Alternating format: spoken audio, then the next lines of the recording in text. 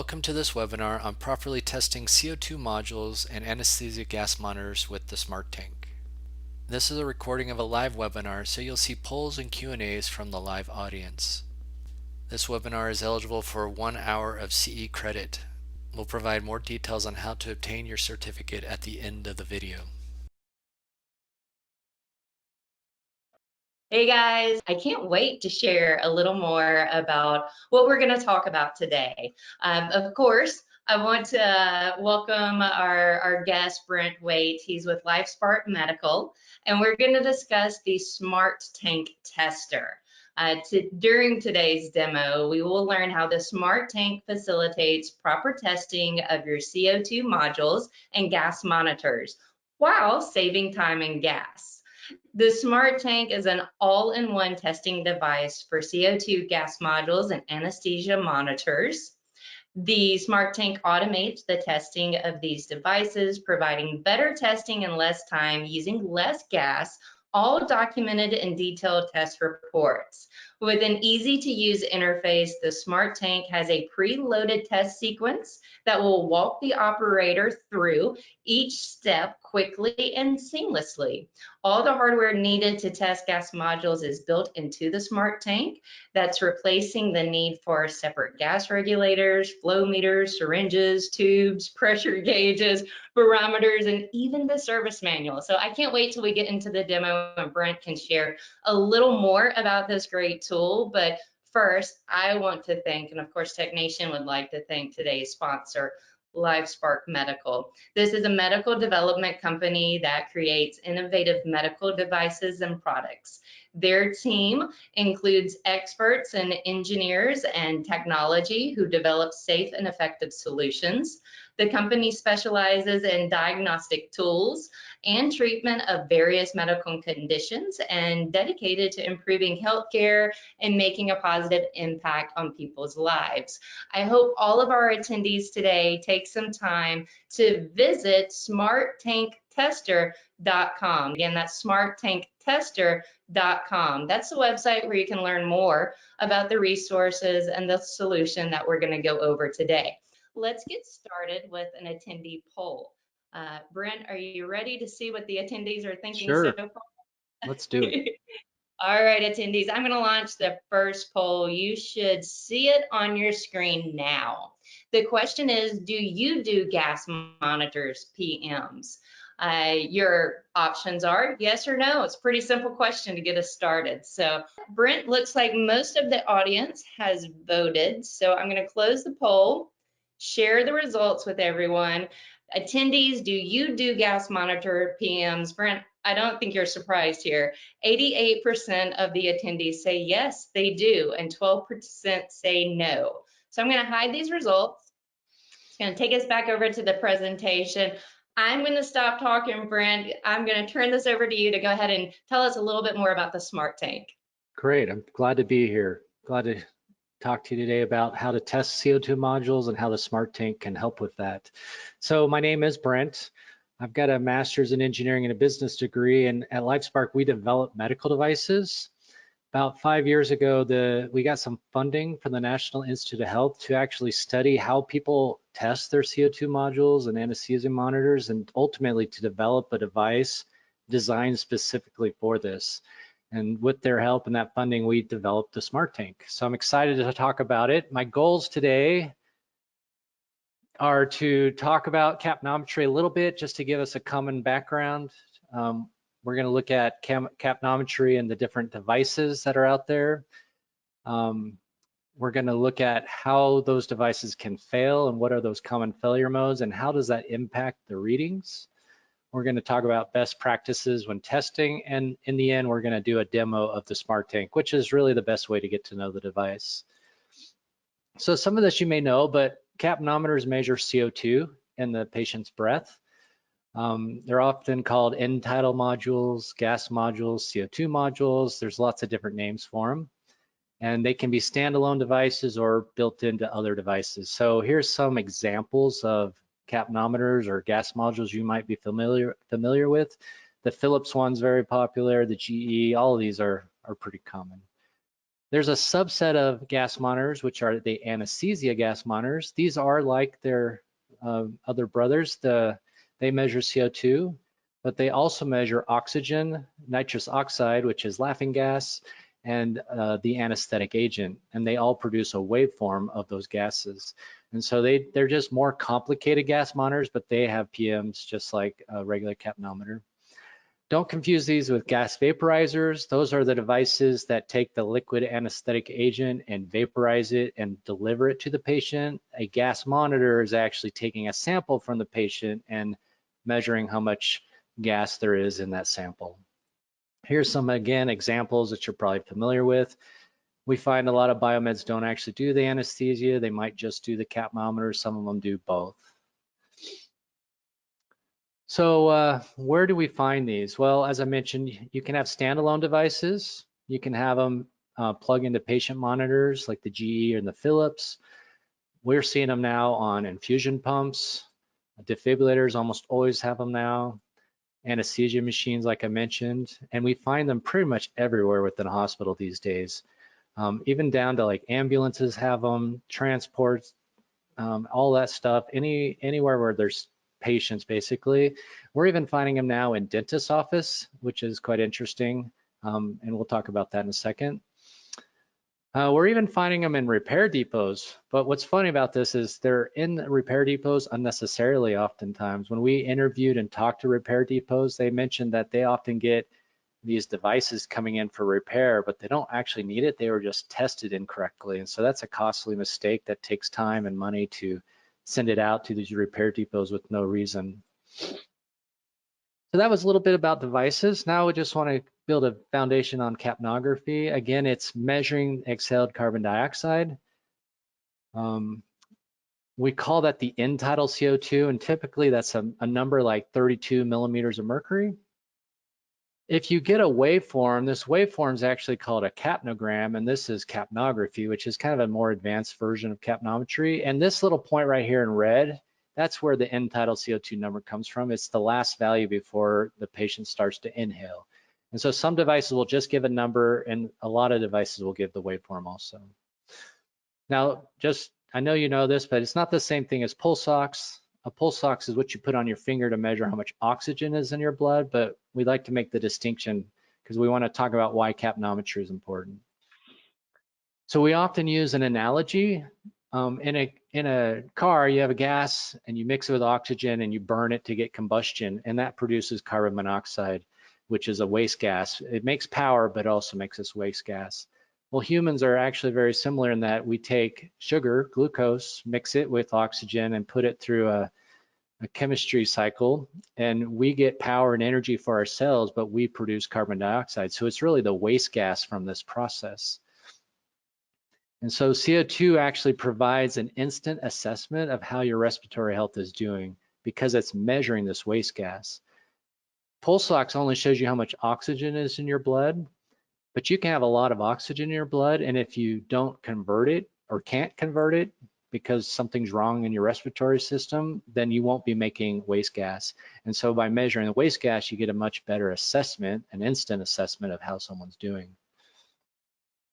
So to a trained medical professional, you can identify specific value or issues and provide correction. These are just some of the different things that they can identify.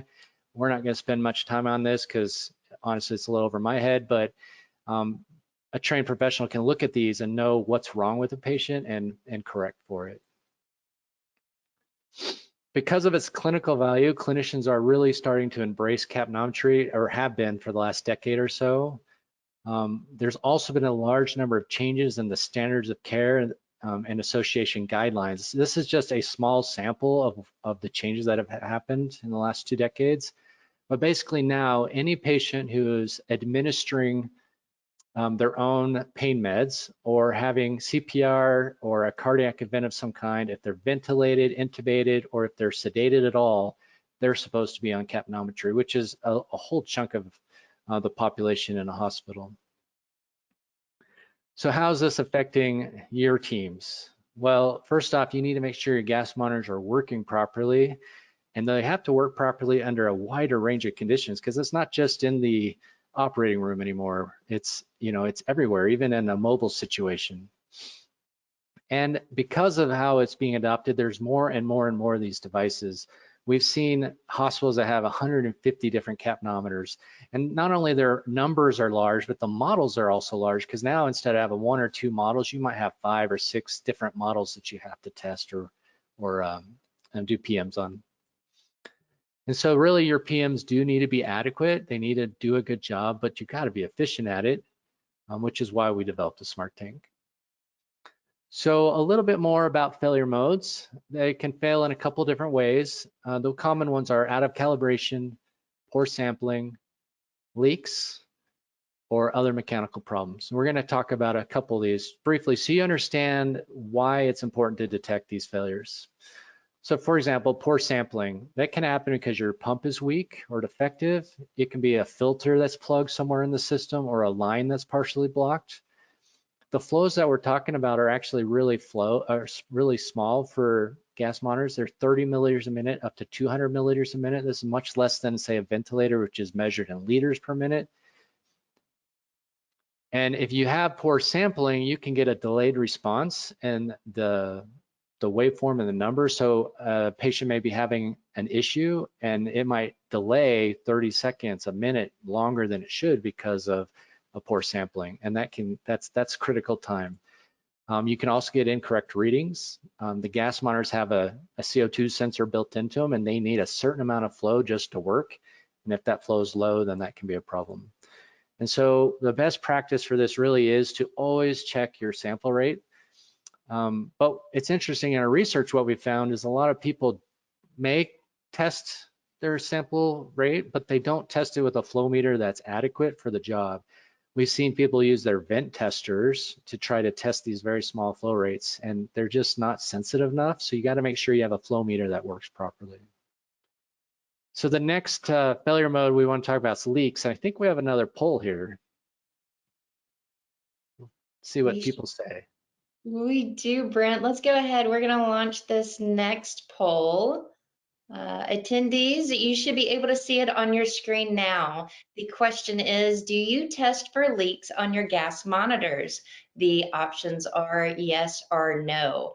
Brent, while we're talking, there were a couple of questions that came in. I feel like you have addressed these, but while we're letting the attendees vote, I did want to cover these. Okay. What are the measuring units that are used? Sorry, say that again. The measuring units that are used.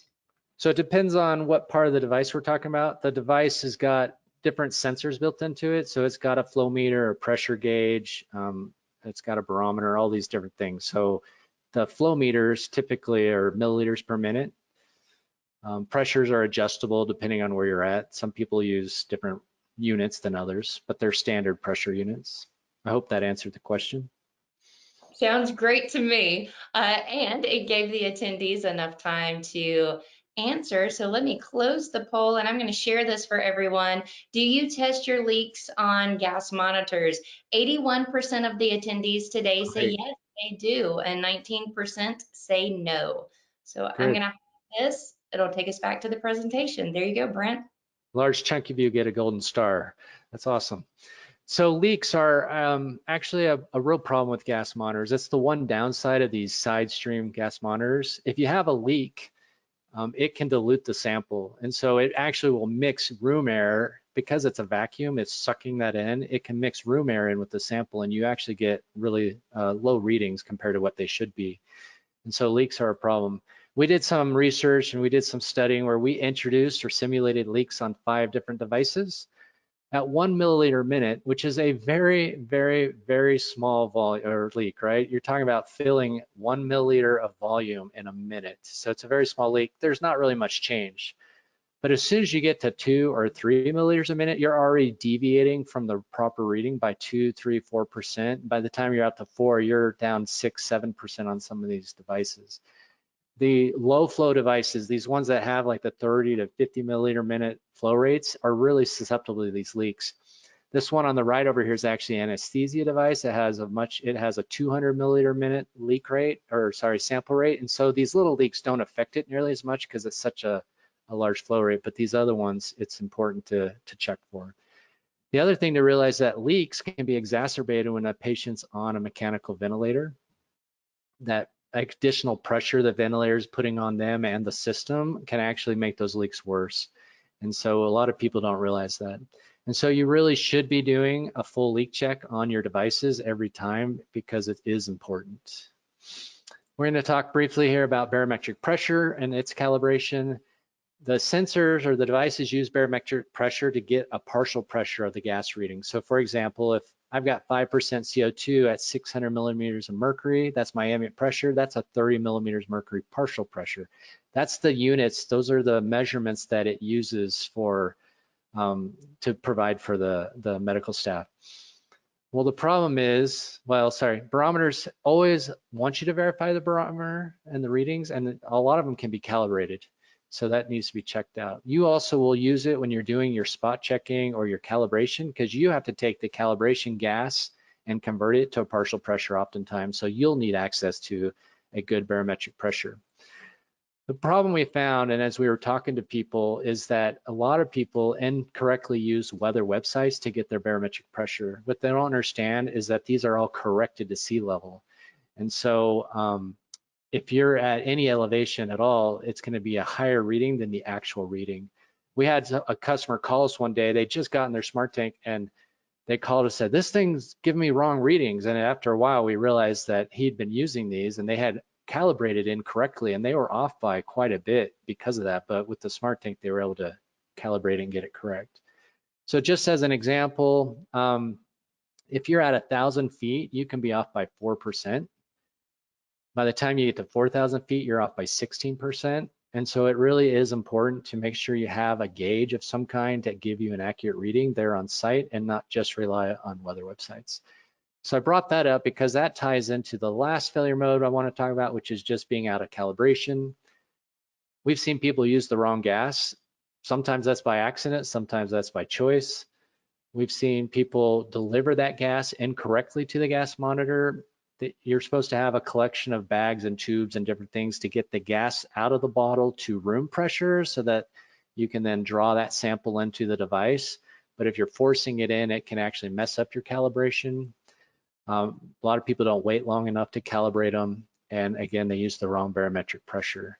So all of that stuff is things you should avoid in order to get a good calibration. All right, so I'm hoping you guys are understanding that the PMs are more significant than most people think. They really do provide very vital information to key staff members. You know, a nurse may not understand it. They might not see a capnometer as important, but the respiratory therapists and others will. And seemingly small things like a small little leak, which looks, you know, on the surface like benign, it can actually have a bigger impact on performance than you expect. So really the ideal testing methods are defined in the service manuals. There's no magic sauce that's like everything can just be tested this way.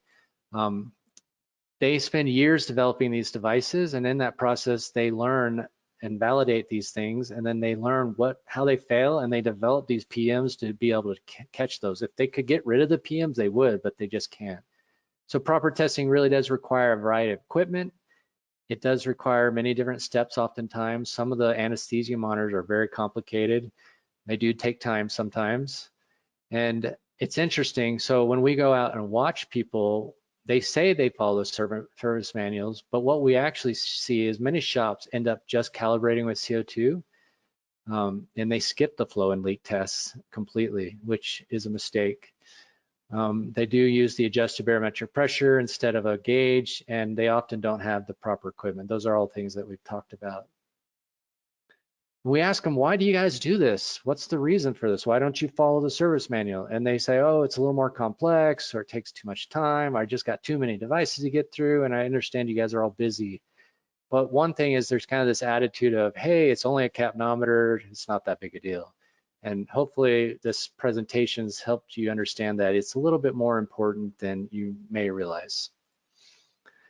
So at this point, we took all this information that we had and gathered as we were testing and talking to people, and we designed the SmartTank. We actually designed it twice. I don't recommend that, but the second time was even better. And we came up with the SmartTank, which is the only device on the market designed to test gas monitors. This is what the SmartTank looks like. I'm just going to quickly orient you, and then we'll switch over to a demo. On the front screen, there's actually 2 ports for connecting the sample line to an exhaust line, and there's a touch screen. They've got these adjustable feet. You can use it on a bench. You can set it on the backside and then put it on a cart and stand there and do your testing that way. A lot of our customers do that. It has a carrying case. You can carry it around over your shoulder and do your testing that way also. On the side of the SmartTank is a place to put the gas bottles. They slide into the device. That's most of the volume of this device is actually protecting the bottle. You change the bottles out based on the device you're testing. You've got a USB port, which allows you to download reports from the device, which it makes automatically. There's a power plug. You can run off power, or there's a battery that will run all day, at least 8 hours on a full charge. So again, the best way to learn is through a demo. Before I get switched over to the live version, I do want to orient you on my setup. I have this SmartTank sitting here. It's sitting next to this yellow capnometer, which is a microstream device. It's actually the same technologies that's in a Philips 3015A device. This port, this sample line is connected over here to A, and this exhaust line is connected over to B. You'll see there's nothing else connected between them. There's no other devices, and these connections will remain the same throughout the demo, even though I'm going to do different things with it. So at this point, I got to remember how to switch my cameras. So this is a live view of these 2 devices. I'm going to go ahead and turn this one on over here because I always forget. I'm showing you the touch screen on the device so you can kind of see how it works and what I'm doing in a close-up view. So this is the page you get when you start up the SmartTank. We're going to come here to the main screen. The main screen shows you battery and date and time, but this top one shows you the gas that's installed. So if I click on that, you can actually see what gas is in the SmartTank. This is a 5% CO2 mix. Tells you how much pressure and stuff's left in the bottle. The SmartTank works and revolves around what we call test sequences. You can pick them here. If you come in here, you'll see them. There's a whole library of sequences. These sequences are designed, and we write them specifically to go for different models and different devices. We follow the service manual, and we create all these sequences. If we don't have a sequence for you, we'll create one for you for free. If you want any of these sequences modified, we'll go ahead and modify those for free also. It's just a commitment we make to our customers. So you'll notice there's just like all the GE ones are in here. There's a whole bunch, and this library is not complete, but we're adding to it all the time. I want to point out that there's actually the Philips 3015A. You'll notice there's a full and a simple. The full is everything that's in the service manual. Every single step is in there. But sometimes we do a simple one, and the simple one is just the basic things that you should definitely check, which is your flow, leak, and your calibration. And so it's up to you which one you use. For today, I'm going to use this 3015A sequence because it's very simple. It only has 3 steps, and it lets me show you what the SmartTank does. Unfortunately, this microstream doesn't have all the same interfaces, so I'll fake a few things just for expediency's sake today and time, but you'll get an idea, and if you've done these before, you'll understand. So once I pick the device, I'm going to hit load. I'm going to hit start. It will load that test sequence. And then it will just remind me that I need a certain gas. That way I don't leave the shop without it. I can enter in the asset ID. This will all go in the report. You can enter in initials for whoever's doing it. That goes in the report.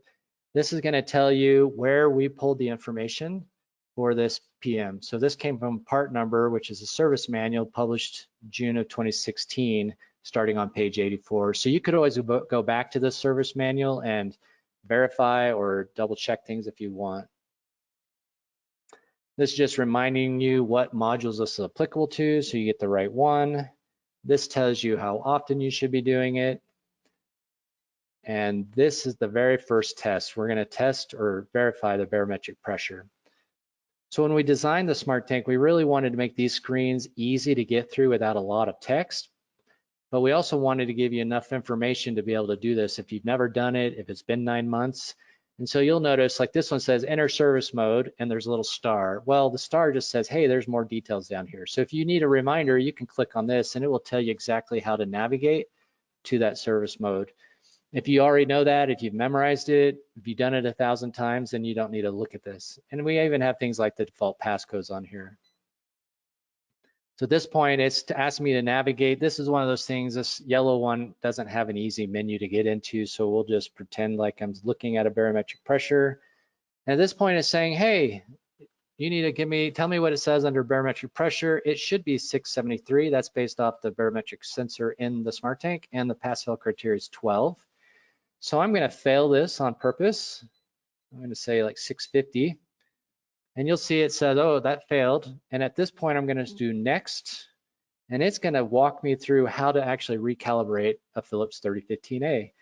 The sequences are smart in that they try to guide you only through the screens that you need to see. So if I back up and pass this now, we're gonna put like 672 in there. If I pass it and I hit next, you'll notice that it just skips all that calibration stuff. There's no reason to calibrate it, just move on. And so that's kind of what the sequences do and how they try to guide you through it. So now we're on the second of 3 tests within the sequence. All it's gonna do is check for a flow rate, which needs to be between those values. And it's gonna actually do a leak check because we have it hooked up to this exhaust port. So I'm gonna hit start, and it will take about 12 seconds to do this. It's testing both for leak and sample. And notice that I haven't touched any of the cords or the tubes or connections. I don't have to get out a flow meter. I don't have to get any of that stuff pulled together because it's all built into the SmartTank. All right, so it's finished. It measured a flow of 45.6, and the leak, it passed because it's less than our limit detection, which is 0.5 milliliter a minute, which is very, very, very, very small leak. And so it passed both of those. So we're done, that's all we have to do. If it failed and there was a way to adjust the gain on the pump, which some devices have, it would walk you through that, but we passed, so we'll hit next. And now we're on the last of the 3 little steps in this, the SmartTank, or sorry, for this 3015A. It's reminding me to be on for 20 minutes. And it's wanting me to go to a certain mode over here. For sake of brevity, I'm not gonna do that. And then it's gonna get to this one where it says, when you're told to turn on the cal gas, touch cal gas and deliver the gas. So I'm gonna do that. And while it's going, I'll talk to you about what's happening. So if you watch the yellow device over here, you'll actually see that it's getting gas now. And so the SmartTank has in it a manifold that brings it down to room pressure, and it delivers just the right amount of gas for this capnometer. That's one of the things we really wanted to do, was to design the SmartTank so it'd save as much gas as possible. So remember, we measured it at 47 milliliters a minute. So it's delivering about 50 milliliters a minute right now. If this device wanted 200 milliliters a minute, we'd deliver about 203 milliliters a minute. And so by doing that, we use the very bare minimum amount of gas that's needed to do these calibrations. Most of you probably use a regulator, and we've tested it. We've had customers test it. When you crack a regulator just a little bit, you're using 200, 250 milliliters minimum of gas. And so in this case, that would be 4 to 5 times more gas than you actually need for this device. The other thing we did that you'll notice right here is it's counting down. It will auto turn off. So if you happen to walk away, you don't burn through your entire gas bottle. You can always touch it and extend it, or adjust the timeout time to something else, or even turn that feature off completely. So at this point, in theory, the device is calibrated, and now we want to do our calibration verification. It's asking you to go in, deliver gas again, and then to provide a value, this value that's going to be in millimeters of mercury. So historically, you would have had to do this calculation, take the 5% times the atmospheric pressure, but the SmartTank will just do that for you. It automatically calculates, it should be 33.7, and then the pass-fail criteria.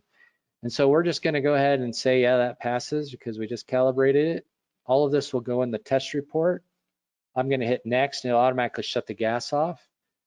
And this is the simplest of all of our test sequences. It's done and it passed. At this point, we hit next. It's going to generate a test report. This test report will have everything that we just did. If I did a calibration, if I adjusted something, all that information will be in here. So you'll see if I scroll down, the barometric pressure I entered is in here. The value that the SmartTank measured is in here. All the pass-fail criteria are in here. Oh, that was it. Sorry. The flow stuff is all right here. All that information is provided in the report. These reports are on the SmartTank and can be retrieved. You can either get to them here and look at them on the SmartTank, or you can download them by USB. You simply plug the SmartTank into a computer or into a smart device of some kind, and it shows up as a mass storage device. You pull the reports off, attach them to work orders or into any of your systems, however you guys like to manage that information. We always get asked, how many reports can it hold? Well, you can hold years, 10 years worth of reports because they're just simple text files. So at this point, I'm done. You can then do another PM on a different device. Just walk over and start. Like if you're doing a whole series of them, it remembers the last one you did. Or if, let's say you're doing some maintenance and you tested something, you can actually come back in through these other options. And you can do, let's say you want to go, you replace the pump or you did something with the pump. Well, you can go back in and test just the pump using that same flow and leak test procedure, but it's not built into the sequence. It's more of a manual process. And so you could retest something. Also point out that you can do leak down tests with the SmartTank. So like the PM say, the SmartTank will actually pressurize your device and then let it stabilize, start a timer, take a reading, start a timer, and then take the final reading at the end of that time and then tell you the drop in pressure. So it will do that automatically for you. A lot of the sequences have that built in, but the one I showed you does not. You can do other like alarm things. It'll even do like pressure relief. So if you ever do non-invasive blood pressure, this pressure relief is the safety test to make sure that it opens safety valves at a certain pressure. So the SmartTank will do that. We have customers who use the SmartTank to do all of their non-invasive blood pressure testing. Since the SmartTank has built into it a barometer, a manometer or pressure gauge, and a flow meter, we make those available also, where you can come in and see what the flow rate is on something. So in this case, we're still getting a good positive flow because it's still running. Or I can switch it over to show a manometer. In this case, it's a vacuum that's being drawn because it's drawing that sample out of the SmartTank. And so in this case, it's a good vacuum gauge.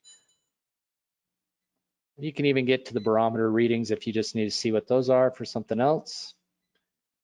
And then finally, there's also a breath simulation mode, which a lot of our customers like because they can just spot check devices. But if I turn this on and you watch this yellow screen over here, make that a little bit, you can see that it's now simulating a patient breath. It's 20 breaths per minute, and it's at 33, which is kind of what's expected. I'll go back. So you can see it's supposed to be 33, and it's reading 33 over on this device right here.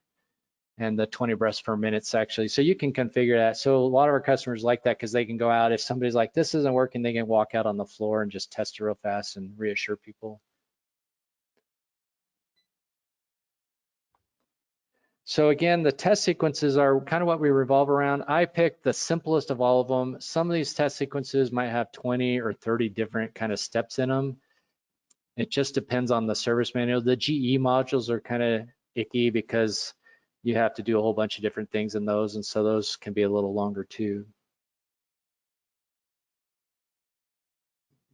Let me show you real fast. I got to remember how to, okay, share my screen again. So I showed you a kind of a demo version of a PM. You're seeing my screen, I assume. Yes. If you go to our website and you go to this tutorial page, there's actually some videos of actual PMs on, like full PMs. We do talk through them, but there's ones for like the Philips, which is very common. There's the GE ones, both the anesthesia and regular CO2. There's all these other devices on here. This is the simplified test sequence, is the one I just did, but this is an actual one on a Philips 3015. And so those are available there. You can actually see a video on how the pressure leak down is actually done, or if you needed a vacuum leak, it will show you how to set that up and do it. It's pretty straightforward. On our website also, if you go to this Buy Gas Monitor under Calibration Gas, you can see a list of all the devices we are currently supporting. We actually support more than this, but they're not all listed. We have some sequences that are written that we haven't released yet because we're still trying to test them. And again, we make the commitment to always write a sequence for you or change a sequence for free if there's something you don't like about it or want it adjusted to meet your needs. But you can see here the gases that would be needed along with, you can actually download the sequences here. So let's say 2 years from now, there's a new device on the market and we write a sequence for it, it'll show up on this website and you just come here, retrieve it, load it on the SmartTank, and away you go. So I think that's about what I have today. I know there's questions. I usually like interactive, so hopefully some of you guys are typing out questions as we speak so I can answer them. They are, and I am ready to hit you with a couple of them. Since you were just talking about the sequences, I have some questions that pertain to that. One attendee would like to know, what if we can't find a test sequence for one of our devices? Good question. You could always check this website. If you don't find it there, you could email us and we will gladly help you find it. They are just simple text files that go on the device. So we literally can email you the test sequence. You just drop it in a folder on that mass storage drive when you hook it up to a computer, and then it will show up on the SmartTank as an available sequence. Same thing if you wanted something tweaked. Let's say there's a line, like we have a customer who always calibrates his touch screens on his patient monitors at the same time he does a CO2 module check. And he's like, can you add this as a step in my sequence so I don't forget and it's documented? And we're like, sure. And so we made him a custom sequence. Takes a day or less than a day, just depends on our schedule, but it's pretty quick. We emailed it to him and he was super happy. We had another customer who's like, hey, I have to always do these non-invasive blood pressures and I do them at the same time. Can you write a sequence for this? And we're like, yep. And we wrote him a sequence to do all of that. Brent, I love that so much. It not only speaks to the quality of the product that your company is putting out, but the customer service that you provide too, that I know is so important, especially for HTM professionals who are working for patient safety and care. I love that interaction that you're sharing with us. A couple of the attendees have asked this same question. How frequently do we need to calibrate the SmartTank, and do I need to send it out for calibration? Great question. So yes, you do have to send it out for calibration. It's once a year, like most devices. We're hoping to be able to extend that down the road when we get more test data, but for now it is once a year. There are 3 devices. Again, the barometer is NIST traceable, so is the manometer, and so is the flow meter. And so for that single price, you get all 3 of those calibrated. A lot of people are concerned, or they want to do it themselves. The problem is our flow meter is super accurate, and it takes a very specialized system to do the calibration, and most people don't have the equipment for it. Plus, it's fully automated. We calibrate over like 30 different points, and so it's important that it be done here. But I know people are worried about turnaround time. We are always going to turn around within 2 weeks, and usually we'll turn around within a couple days. That's a commitment we make. It is an automated system for us, but it just takes a few hours for it to run through that calibration. The other thing that we do is every time you send it in for calibration, we extend your warranty 1 year. So you have the ability to get a 4-year warranty, up to a 4-year warranty on this device. It comes with a 1 year at first, and then every time you send it in, we'll extend it. I love that. One attendee would like to know, I think we talked about this, but can the SmartTank help test anesthesia monitors? Yes, definitely. It's designed to do both kinds of gas monitors, both the CO2 and the more advanced. Again, that's why the gas bottles go in it. You can change out the bottles. So there are anesthesia gas mixes that you would use. Those PMs are a little more complicated because you do have to calibrate for 4 different gases. So they just take a little bit more time, but they still do a leak test and flow test. They actually sometimes have additional pressure tests that are written into them, but it's all stuff the SmartTank will do. I love that. And I know in the presentation you showed some of the gas bottles. Do the attendees, do they need to use your gas bottles or can they use something else? Great question again. So yes, you do use our gas bottles. The problem is the gases all come in a variety of shapes and sizes. And so we had to standardize on one. Plus we have on the bottle, let me see if I can show you. We have on the bottle an RFID tag, we call it. That tells the SmartTank what gas is in there. So we actually can prevent you from calibrating with the wrong gas. So if you're doing a sequence and it's like, hey, put this gas bottle in, and you put the wrong gas bottle in, it will tell you and keep you from going on. And it also records into the test the lot number, expiration date. So all that's documented. So you have full documentation of what was done. There are some tests like the Phillips 3015A full test, you actually have to switch from 5% to 10% and you could forget. And so it just helps you remember that. But our commitment is, and a lot of people are worried, oh, you guys are gonna gouge me on gas prices. Well, we will always meet or beat any price on gas as long as we compare it based on volume. So the reason I say that is you might get a little hairspray type can of anesthetic gas that's only 40 or 50 PSI, and it might cost half what our gas bottle is, but our gas bottle will be bigger and it will be 240 PSI. So you're getting like 5 times more gas. And so as long as we compare that, we'll meet or beat any price. To this date, we've never found anybody cheaper than we are. So. I love that. And back to that great customer service that you get with this company. A couple of the attendees asked when you were talking about the reports and showing us on the screen there, can you print the reports or export them to a database? Good question. You cannot connect a printer directly to the SmartTank. That's not a feature we have. You can download the report through that mass storage and then print it to a network printer, or take that text file and attach it however you'd like. That could go in a database, it could go into a shared folder, it just depends. We've seen every shop's a little different. Most of them are using, systems now to kind of monitor all that and do the work orders, so they just get attached straight up. We even have some customers just copy and paste the report from the text file straight into the record. So it's not really an attachment, but it's actually in the record itself as the text, and that's really easy too. Good, sounds like some options. I'm gonna read this one for you. I'll lean in a little. With leakage taken into account, is it better to change the flow rate to a higher flow if you can? If you have a leak on a device, you should fix the leak. Some devices do come with pumps that can be kind of calibrated to a specific flow. That you would do that, like if the pump's starting to struggle or there's some kind of minor blockage and the flow rate's a little low, you might bump up the flow rate to be in spec. But if you know you have a leak, you should not compensate by just adjusting the pump, because again, it could be mixing room air with the sample, and now you're just diluting out the sample and getting false readings. Good to know. And I have two questions here that deal with OEMs. The first, an attendee is asking if you know, is the Draeger Capno also supported? That's not one I know of right this second, but it doesn't mean we won't do it or can't do it. We have not found a device yet that we can't support. It's just more a matter of bandwidth for us to get all these test sequences written. So what we ask our customers, they want a new sequence written that we don't have. Again, it's free, but we ask them for two things. We ask them to help us find a service manual, because sometimes those are very hard to find, as I'm sure everybody knows.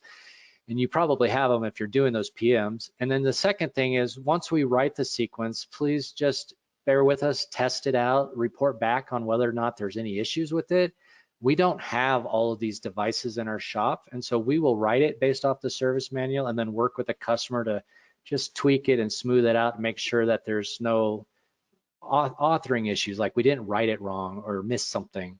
And then once it's good, you're good to go, and then we just kind of make that available on our website. Keeping OEMs in mind, do you have manufacturer approval to use these devices on their monitors?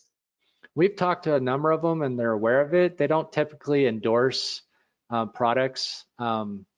sometimes they'll reference them like they'll reference a flow meter but then they always say or something equivalent. So like use this flow meter or something equivalent. So they don't tend to care as much as long as you're doing it correctly and they don't make money off the PMs. Well, unless you send it to them and they're contracted, that's another story. But they don't really make money on you doing the PMs and selling you equipment and stuff. As far as the gas goes, it's all certified gas from a gas manufacturer. It's made to the same standards that any of the other gas is made to. I love that. An attendee's asking if they could see the video library again that you shared with us. So they wanted to see the video again or the library again? We wanted to see I guess, the offerings in this library. Yeah. I love that LifeSpark Medical has thought to do these sequence tutorials. Yeah, we have plans to do additional ones. We're still trying to get additional devices to do other ones because again, we can't afford or have all these devices. If you're willing to loan us a device for a week, we'd love to write a sequence and do a video on it. You can always reach me. We are planning on adding more here. There's also other videos on some of the features and benefits pages that are more promotional, marketing with fancy music. They'll tell you more about what the SmartTank does, but for those who have done these a lot and know how to do PMs, they really should be looking here because you can see from this, you can see that the SmartTank will facilitate and streamline your testing process. Again, you don't have to get anything out of a bag. You don't have to adjust anything. You just run through it as fast as possible and it will take care of most of the work for you. You have to enter a few things and navigate the other device, but you don't have to stress over it too much. So what our customers find is that the SmartTank allows them to do the same testing in a shorter amount of time and it's fully documented. And like a manager knows that everybody's doing it exactly the same way because they're all following the same sequence. Or for those who don't do all the testing, they may not save any time because they were cutting corners before, but now in the same amount of time, they can do the full test and get a much better, PM done. That's also again fully documented. We have one customer who just contacted us looking for another device, and he told me that the SmartTank is the best investment he's made in the last 2 years because it's really streamlined everything. It's anecdotal, maybe, but we were really happy to hear that. That's been our goal this entire time.